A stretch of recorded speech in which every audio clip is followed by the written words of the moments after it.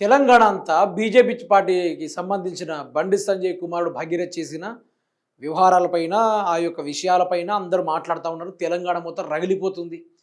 ఈరోజు పోక్సో కేసులో ఇరుక్కున్నోడు కూడా బయట తిరుగుతూ ఉన్నాడు స్వేచ్ఛగా. కోర్టుల దగ్గర నుంచి బెయిల్ మంజూరు చేసే కార్యక్రమాలు బిజీగా ఉన్నాడని చెప్పి చాలా వరకు మాట్లాడుకుంటున్నారు.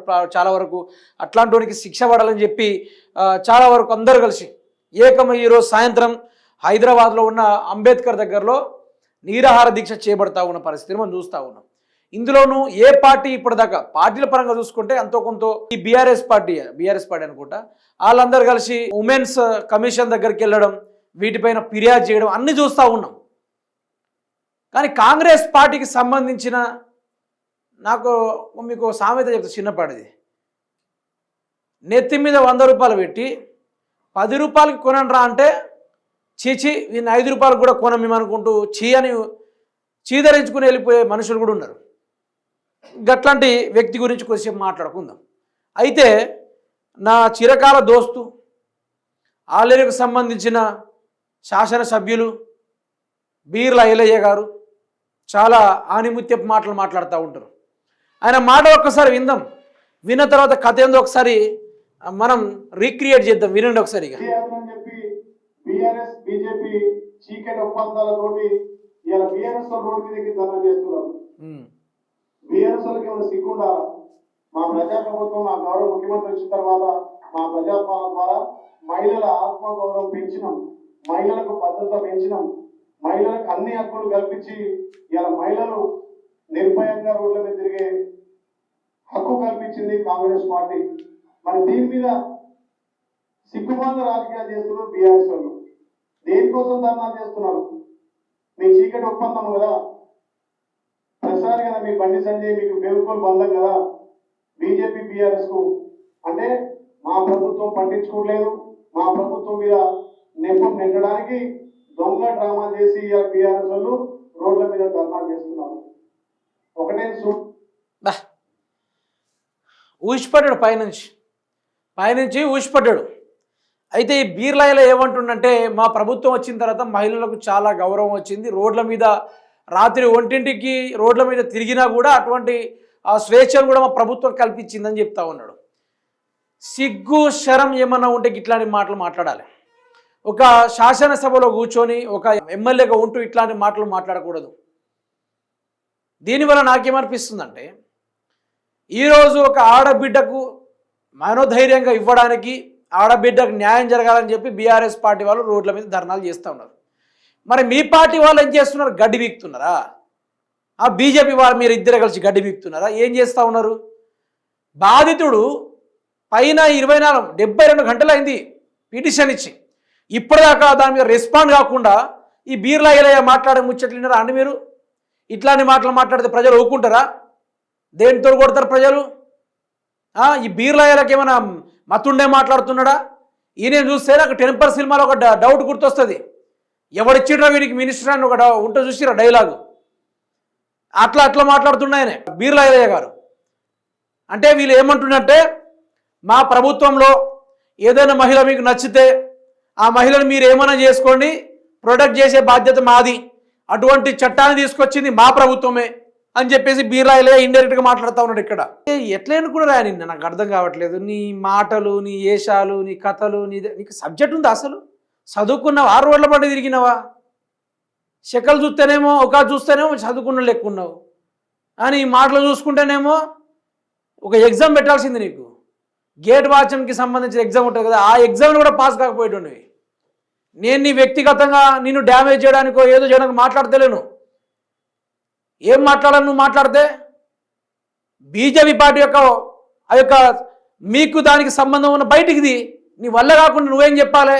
అరే బండి సంజయ్, నీ కొడుకు చేసిన తప్పు, ఆ గాడిదని తీసుకొచ్చి బొక్కలో అని చెప్పేసి ఈ తెలంగాణ హోంశాఖకి నువ్వు వార్నింగ్ ఇవ్వాల్సింది పోయి, బీజేపీ బీఆర్ఎస్ పార్టీ ఒప్పందం ఉంది అనుకుని నక్కి మాట్లాడింది. ఇవన్నీ నువ్వు అనుకుంటున్నా కావచ్చు, అధికారం ఉంది, నేను మాట్లాడితే నడుస్తుంది.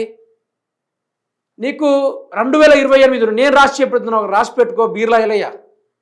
నీతో పాటు 10 మనుషులు తిరుగుతారని పిఏలు డిఏలు అందరు కలిసి వాళ్ళు కూడా నీకు ఓటేయరు. ఎందుకంటే ఈయన చరిత్ర అందరికీ తెలుసు. అక్కడ ఆలేరు నియోజకవర్గంలో నీ మైనింగ్ వ్యవహారాలు తెలుసు, నువ్వు చేసిన కథలన్నీ తెలుసు. అన్నీ ఒకరోజు బయట పెడితేనే కదా దెబ్బకు భయపడి పోలీసులు పంపి అరెస్ట్ చేసే కార్యక్రమం తీసుకు ఆర్జిటీ పైన కుట్రలు చేసిన ఈయన పేరు బీర్ల ఐలయ్య. స్వేచ్ఛ ఉంది అవి పరిపాలనలో. ఎంతమంది ఆడబిడ్డలకు అఘాయిత్యాలు జరిగింది తెలుసా? లైంగిక వేధింపులు జరిగినాయి తెలుసా? ఎంతమంది మీ ఎమ్మెల్యేలు అరే అడ్డగోలుగా అందాల భామలు వస్తే అందాల భామలు చూసి గోకిన రకం మీరు, మీ కాంగ్రెస్ పార్టీ వాళ్ళు. పేర్లు చెప్పమంటావా? ఆ వీడియో ఎవిడెన్స్ కూడా ఉన్నాయి. అది కూడా ఒక టైం వచ్చినప్పుడు బయట పెడదామని ప్రతి ఒక్కరు ఎదురు చూస్తూ ఉన్నారు. వీళ్ళట మహిళలకు గౌరవం ఇచ్చే రకమట వీళ్ళందరూ కలిసి. బీర్లాల జర యాద పెట్టుకో, ఇది తెలంగాణ, ఇది తెలంగాణ. నువ్వు ఉత్తుత్తి ప్రెస్ మీట్లు పెట్టి ఏదో రేవంత్ రెడ్డి జోకాలనిపిస్తే వాళ్ళ ఇంటికి వెళ్ళిపో, తరాజులు పట్టుకొని వాళ్ళ ఇంటికి వెళ్ళిపో. సరి సమానంగా జోకించుకున్నాడు ఆయన కూడా. ఇట్లాంటివి నువ్వు చేయాల్సింది పోయి ప్రెస్ మీట్లో కూర్చొని వాళ్ళకి సంబంధాలు ఉన్నాయి. ఏం సంబంధాలు ఉన్నాయి నీకు తెలుసా? వాళ్ళ సంబంధాలు పెట్టుకుంటే నువ్వు బాత్రూంలో ఉన్నావా? ఏం చేస్తున్నావు అక్కడ? నువ్వేనా చూసినావా? అరే పనికొచ్చే మాటలు మాట్లాడండి. నేను ప్రజలకు కూడా చెప్పేది ఏంటంటే చదువుకున్నానికి ఓట్లేండి అయ్యా మీరు దయచేసి. ఈ రోడ్లు లేకుంటే బళ్ళు, పిల్లల చదువులు, బుక్కులు, పుస్తకాలు, అదేవిధంగా సంక్షేమ పథకాలు ఇట్లాంటివి ఇచ్చే వాళ్ళకు మీరు అధికారాన్ని ఇవ్వండి. అరే వీళ్ళ ముఖం కూడా పడదు నియోజకవర్గంలో తిరగాలంటే. చెప్పులు పట్టుకుని రెడీగా ఉన్నారు ఊర్లలో ప్రజలు. మీరు ఒక్కసారి బయటికి రండి పోయి మీ మూతులు పలగొడతాం అనుకుంటా బయట కూర్చోన్నారు ప్రజలందరూ కలిసి. కానీ వీళ్ళు పోరు. వీళ్ళు ఏం చేస్తారు? ప్రెస్ మీట్లు పెడతారు. బీర్లయ్యలో నువ్వు ప్రెస్ మీట్ పెడితే 10 మంది చూస్తారా? నాకు అర్థం కాదు.